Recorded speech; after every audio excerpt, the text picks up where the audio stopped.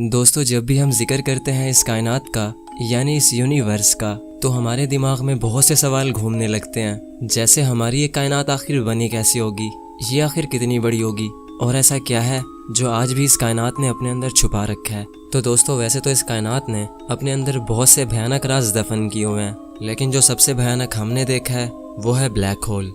एक ऐसी अंधेरी जगह जहाँ से वापसी का कोई रास्ता नहीं। ब्लैक होल्स के बारे में हमें बहुत सी कहानियाँ सुनने को मिलती हैं, जैसे एक दूसरे यूनिवर्स का रास्ता है। यानी ब्लैक होल में जाने के बाद हम एक ऐसी कायनात में पहुँच जाएंगे जहाँ एक अलग ही किस्म की ज़िंदगी बसती है, जो कि वक्त से भी परे है। यानी वहाँ कोई वक्त नहीं होगा और कभी भी मौत नहीं आएगी। और कुछ लोग तो ये भी मानते हैं कि ब्लैक होल्स खुदा तक पहुँचने का रास्ता होते हैं। लेकिन दोस्तों, ये सब सिर्फ लोगों के मन गढ़ंत अंदाजे हैं, क्योंकि आज तक सिर्फ ब्लैक होल्स को देखा गया है, उन्हें ऑब्जर्व नहीं किया गया। जैसे कि ब्लैक होल्स में जाने वाली कोई भी चीज़ वापस नहीं आती, तो ये बता पाना मुश्किल है कि ब्लैक होल मौत देते हैं या फिर एक नई जिंदगी। ऐसे ही कुछ सवालों का जवाब ढूंढने के लिए इंसान ने कायनात को पढ़ना शुरू किया, और जब इंसान ने कायनात को पढ़ा तो इंसान की अकल भी दंग रह गई। तो आज की इस वीडियो में हम कायनात की सबसे खतरनाक चीज़ ब्लैक होल्स के बारे में डिटेल से डिस्कस करेंगे। तो वीडियो बहुत ज़्यादा इंटरेस्टिंग होगा, इसीलिए इसको एंड तक देखते रहना। मैं हूँ अब्दुल हन्नान और आप देख रहे हैं आपका अपना चैनल इन्फो फैमिली। तो दोस्तों, अगर बात की जाए ब्लैक होल की, तो ब्लैक होल एक ऐसी जगह है जहाँ कायनात का सबसे ज़्यादा अंधेरा होता है। उस अंधेरे से कोई चीज़ भी बचकर नहीं निकल पाती, हत्ता कि रोशनी भी नहीं। रोशनी ब्लैक होल के अंदर जाती ज़रूर है, लेकिन वहाँ से वापस नहीं आती, क्योंकि ब्लैक होल रोशनी को भी निगल जाते हैं, और उनके इन्हीं अंधेरे रूप की वजह से उन्हें ब्लैक होल्स कहा जाता है। तो अगर साइंसी नज़रिए से ब्लैक होल को समझा जाए, तो ब्लैक होल एक ऐसी जगह है जहाँ फोर्स ऑफ ग्रेविटी बहुत ज़्यादा स्ट्रॉन्ग होती है। और अगर सीधा सीधा कहा जाए तो इस यूनिवर्स की सबसे ज़्यादा ग्रेविटी एक ब्लैक होल के अंदर पाई जाती है। इसकी ग्रेविटी हर उस चीज़ को अपने अंदर खींच लेती है जो भी उसकी लपेट में आता है। और जब भी कोई चीज़ एक बार ब्लैक होल के अंदर चली जाए तो वो कभी वापस नहीं आती। इसीलिए ब्लैक होल को बोला जाता है the point of no return, यानी एक ऐसा रास्ता जहाँ की कोई वापसी नहीं, या फिर एक ऐसी अंधेरी रात जिसकी कोई सुबह नहीं। ब्लैक होल में जाने के बाद फिजिक्स का कोई लॉ काम नहीं करता, हत्ता कि न्यूटन के ग्रेविटी के लॉज भी ब्लैक होल के अंदर फेल हो जाते हैं। यानी ब्लैक होल हमारे यूनिवर्स का एक खौफनाक और तिलस्मी चेहरा है, जिसे समझ पाना बिल्कुल भी आसान नहीं। तो ये तो हो गई ब्लैक होल की तारीफ कि ब्लैक होल होता क्या है। तो अब अगर हमें ब्लैक होल को और ज़्यादा समझना है, तो हमें कुछ सवालों का जवाब ढूंढना पड़ेगा। जैसे कि एक ब्लैक होल आखिर बनता कैसे है। क्या होगा कि अगर हमारी अर्थ एक ब्लैक होल में गिर जाए, और अगर हमारा सूरज ही एक ब्लैक होल बन जाए, तो हमारे सोलर सिस्टम का क्या होगा। तो ऐसे ही कुछ सवालों का जवाब ढूंढकर हम समझ पाएंगे कि एक ब्लैक होल आखिर क्या भला है। तो बस अब टाइम ज़ाया किए बगैर अपने सवालों का काउंटडाउन शुरू करते हैं। क्वेश्चन नंबर 10, एक ब्लैक होल आखिर बनता कैसे है। इस सवाल का जवाब ढूंढने के लिए हमें 100 साल पीछे जाना पड़ेगा, यानी 20वीं सदी में, क्योंकि 20वीं सदी के लोगों को लगता था कि ब्लैक होल जैसी कोई चीज़ नहीं होती। उनके लिए ये सब सिर्फ किस्सों कहानियों जैसा था।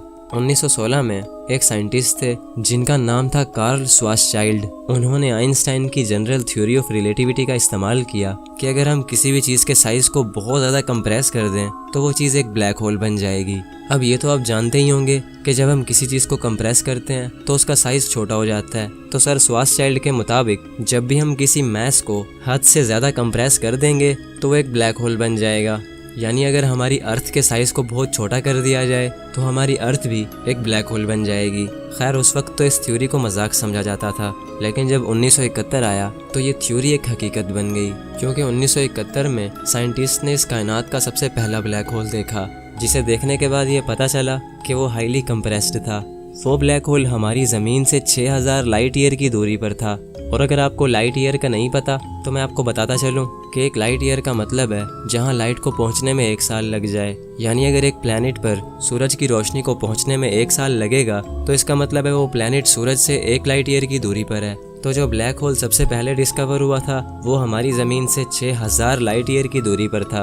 यानी अगर हमारी ज़मीन से उस ब्लैक होल पर लाइट भेजी जाए तो उस लाइट को वहाँ पहुँचने में 6000 साल लग जाएंगे। और हम अच्छी तरह जानते हैं कि लाइट इस कायनात की सबसे फास्ट चीज़ है। क्वेश्चन नंबर 9, ब्लैक होल्स कितनी टाइप्स के होते हैं। तो दोस्तों, 1971 से लेकर अब तक साइंटिस्ट बहुत से ब्लैक होल्स को देख चुके हैं, जिनमें उन्हें अब तक 4 किस्म के ब्लैक होल्स देखने को मिले हैं। Miniature black holes, stellar black holes, intermediate black holes और सुपरमैसिव ब्लैक होल्स।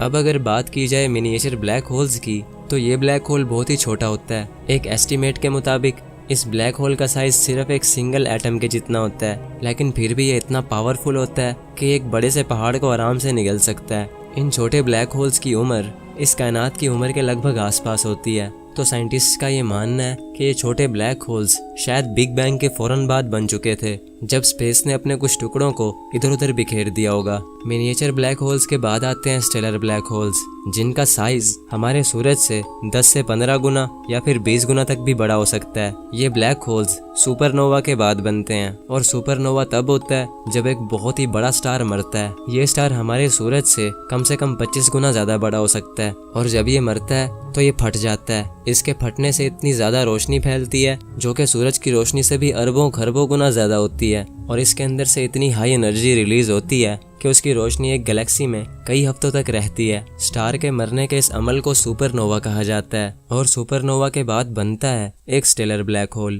अब नंबर 3 पर आता है इंटरमीडिएट ब्लैक होल। ये ब्लैक होल्स तब बनते हैं जब बहुत सारे स्टेलर ब्लैक होल्स एक दूसरे में मर्ज होकर एक बड़ा ब्लैक होल बना देते हैं। और अब जो सबसे खतरनाक और सबसे बड़ा ब्लैक होल है वो है एक सुपर मैसिव ब्लैक होल। ये ब्लैक होल इतना ज्यादा बड़ा होता है कि इसका साइज हमारे सूरज से अरबों खरबों गुना ज्यादा होता है। ये ब्लैक होल हर गैलेक्सी के बिल्कुल सेंटर में मौजूद होता है, और ये इतना बड़ा होता है कि इंसान इसका अंदाजा भी नहीं लगा सकता। और ऐसा ही एक ब्लैक होल हमारी मिल्की वे गैलेक्सी के बिल्कुल सेंटर में मौजूद है, जिसका नाम है Sagittarius A star. Sagittarius A star का साइज हमारे सूरज से 4 मिलियन यानी 40 लाख गुना से भी ज्यादा बड़ा है, और ये सुपर मैसिव ब्लैक होल्स तब बने थे जब गैलेक्सीज बनी थी। क्वेश्चन नंबर 8, क्या होगा कि अगर आप एक ब्लैक होल में गिर जाओगे?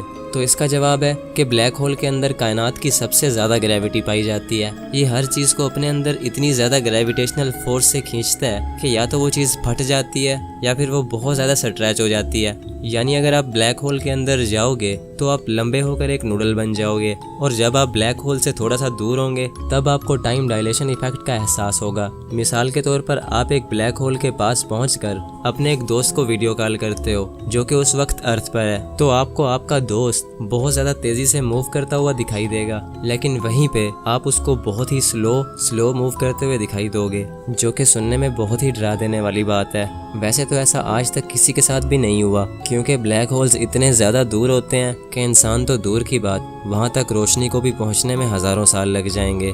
लेकिन दोस्तों, बहुत से साइंटिस्ट ने ब्लैक होल्स को बड़े बड़े सितारों को फाड़ते हुए देखा है। ये उन स्टार्स को निगल जाते हैं और उनकी रोशनी को भी खत्म कर देते हैं।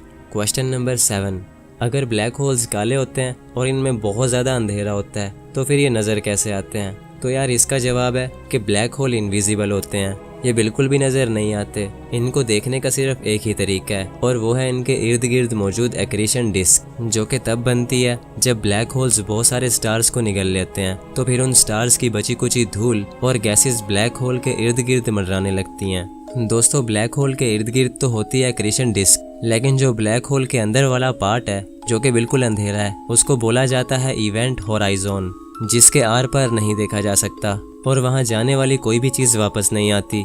ये ऐसे है जैसे कि एक अंधा कुआं। क्वेश्चन नंबर 6, क्या होगा कि अगर हमारा सूरज एक ब्लैक होल बन जाए? क्या ये हमारे सोलर सिस्टम को तबाह कर देगा?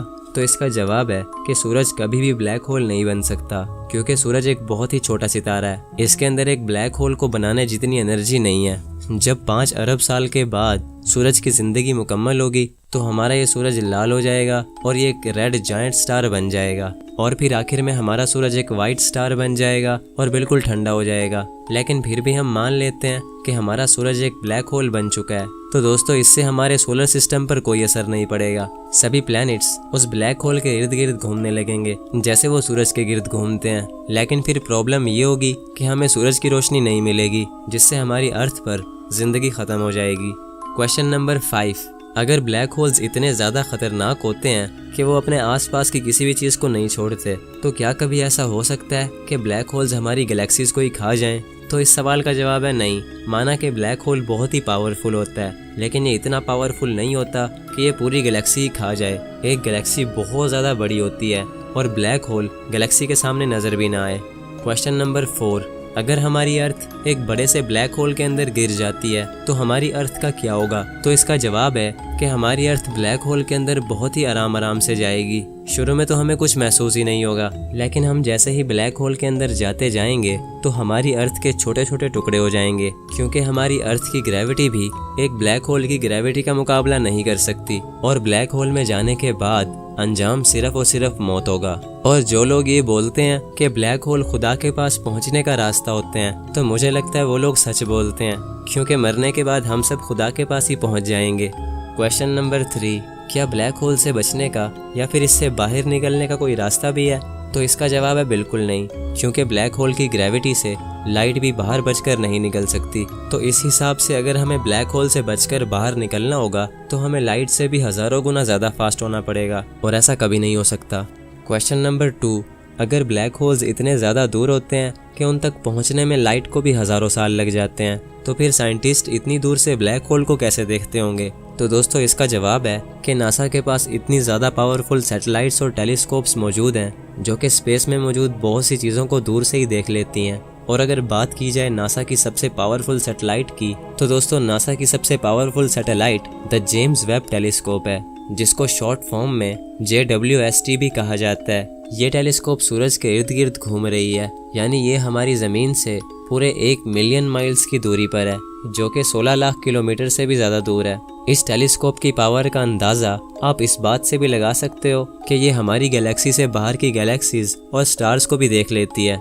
क्वेश्चन नंबर 1, अगर ब्लैक होल कायनात की अब तक की देखी जाने वाली सबसे ख़तरनाक चीज़ है, तो क्या ऐसा हो सकता है कि कोई चीज़ ब्लैक होल से भी ज़्यादा ख़तरनाक हो और इंसान की नज़रों से अब तक छुपी हुई हो? तो दोस्तों इसका जवाब है वाइट होल, जो कि ब्लैक होल से भी ज़्यादा ख़तरनाक हो सकता है। वाइट होल्स को अब तक देखा तो नहीं गया, लेकिन इनके होने का अंदाज़ा लगाया गया है। जैसे ब्लैक होल्स को ढूंढने से पहले ब्लैक होल्स के होने का अंदाज़ा लगाया जा चुका था। अब वाइट होल्स कैसे हो सकते हैं और ये कितने ख़तरनाक हो सकते हैं, इस पर मैं रिसर्च करके किसी नेक्स्ट वीडियो में एक्सप्लेन करूँगा। और ना जाने ऐसे कितने ही खतरे हमारे स्पेस में घूम रहे होंगे, जिन तक पहुंचना तो दूर, उनके बारे में सोचना भी हमारे लिए नामुमकिन सी बात है। तो दोस्तों अब मैं उम्मीद करता हूँ आपको आज का ये वीडियो पसंद आया होगा। इन वीडियोस को बनाने में बहुत ज़्यादा रिसर्च लगती है और एडिटिंग में बहुत सारा टाइम लगता है, तो इसलिए इस वीडियो को एक लाइक करके जाना। और अगर आप ऐसी और ज़्यादा वीडियोस देखना चाहते हो तो मेरे इस चैनल इन्फो फैमिली को सब्सक्राइब कर लो, ताकि मेरा और आपका कनेक्शन जुड़ा रहे।